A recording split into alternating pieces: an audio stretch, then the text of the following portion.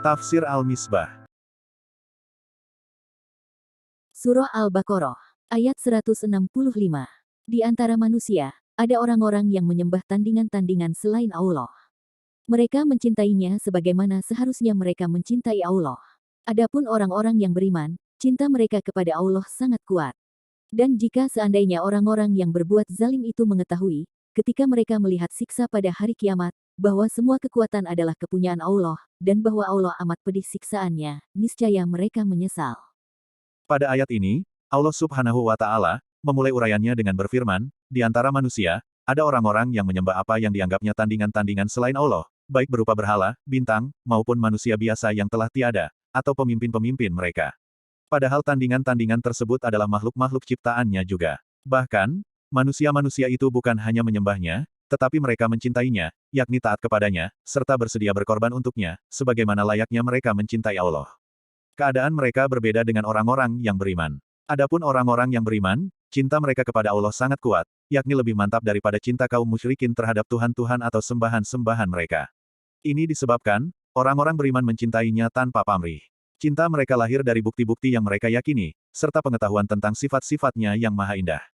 Anda boleh juga memahami kekuatan cinta orang beriman dibandingkan dengan cinta orang kafir, karena orang beriman taat dan tetap cinta kepada Allah serta memohon bantuannya, baik dalam keadaan sulit maupun senang. Sedang orang-orang musyrik, tidak lagi mengarah kepada berhala-berhala jika mereka menghadapi kesulitan. Atau, orang-orang mukmin tidak melupakan Allah Subhanahu wa Ta'ala dalam keadaan apapun, senang atau susah. Sedang orang-orang kafir, baru mengingat Allah ketika mereka mengalami kesulitan, dan kalau kesulitannya telah teratasi, mereka kembali lupa, seakan-akan mereka tidak pernah bermohon kepadanya. Maka, sungguh berbeda mereka yang beriman dengan yang mempersekutukan Allah. Karena itu, hendaklah mereka yang menyembah selain Allah berhati-hati. Dan jika seandainya orang-orang yang berbuat zalim itu mengetahui, ketika mereka melihat siksa pada hari kiamat, bahwa semua kekuatan adalah kepunyaan Allah, dan bahwa Allah amat pedih siksaannya, niscaya mereka menyesal dan tidak akan mengambil tandingan-tandingan bagi Allah, apalagi mencintai tandingan-tandingan itu. Mereka yang durhaka dan mempersekutukan Allah, ada yang mengajak kepada kedurhakaan, dan menjadi pemimpinnya, dan ada juga yang hanya menjadi pengikut-pengikut. Ayat berikutnya, menguraikan apa yang akan terjadi antara para pemimpin dan yang dipimpin ketika itu. Ayat 166, yaitu, ketika orang-orang yang diikuti itu berlepas diri dari orang-orang yang mengikutinya, dan mereka melihat siksa, dan ketika segala hubungan antara mereka terputus sama sekali. Ayat ini menjelaskan hubungan antara pemimpin dengan yang dipimpin. Kepemimpinan dan keikutan dalam kedurhakaan kepada Allah. Kalau tadinya, dalam kehidupan dunia ini, mereka menaruh harapan kepada para pemimpinnya, dan pemimpin mengandalkan yang dipimpin untuk meraih harapannya, tiba-tiba harapan itu sirna ketika siksa telah terlihat di hadapan mata. Mereka kecewa dan pupus harapan untuk meraih kenikmatan. Bahkan, para pemimpin, ketika melihat siksa akibat kedurhakaan mereka, berlepas diri dari pengikut-pengikutnya, karena enggan bertanggung jawab. Keadaan yang memimpin dan yang dipimpin, yang tadinya penuh harapan, diibaratkan dengan seorang yang memanjat dengan menggunakan tali untuk meraih sesuatu. Tiba-tiba, ketika telah berada di ketinggian dan terlihat olehnya apa yang ingin ia raih, tali yang digunakannya putus sehingga ia terjatuh. Putusnya tali itu tidak tanggung-tanggung, putus dengan amat nyata, satu demi satu, atau dari saat ke saat, sebagaimana dipahami dari kata, takotoat. Ayat 167.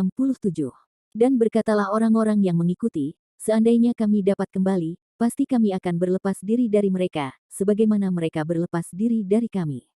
Demikianlah Allah memperlihatkan kepada mereka amal perbuatan mereka, menjadi aneka penyesalan yang luar biasa bagi mereka. Dan sekali-kali mereka tidak akan keluar dari api neraka. Ayat di atas melukiskan pernyataan menyesal para pengikut dari pemimpin-pemimpin sesat itu, di mana mereka berkata, seandainya kami dapat kembali, yakni ke dunia, pasti kami akan berlepas diri dari mereka, sebagaimana kini, di hari kiamat ini, mereka berlepas diri dari kami. Ketika itu, semuanya menyesal, dan para pengikut ingin bila seandainya mereka dapat kembali ke dunia untuk berlepas diri dari para pemimpin itu. Mereka ingin kembali ke dunia untuk berlepas diri, karena di akhirat mereka tidak dapat lagi berlepas diri. Tetapi, tentu saja keinginan ini mustahil tercapai. Di akhirat mereka juga harus mempertanggungjawabkan kesediaannya memilih serta menaati pemimpin itu. Demikianlah, melalui apa yang mereka lihat berupa siksaan, mereka menyadari bahwa semua kekuatan milik Allah, dan bahwa keberlepasan diri dari para pemimpin, serta keinginan untuk kembali ke dunia, tidak mungkin terpenuhi. Allah memperlihatkan kepada mereka amal perbuatan mereka, seperti mendiamkan kesalahan para pemimpin, merestui dan tidak menegur mereka, dan semua itu menjadi aneka penyesalan yang luar biasa bagi mereka.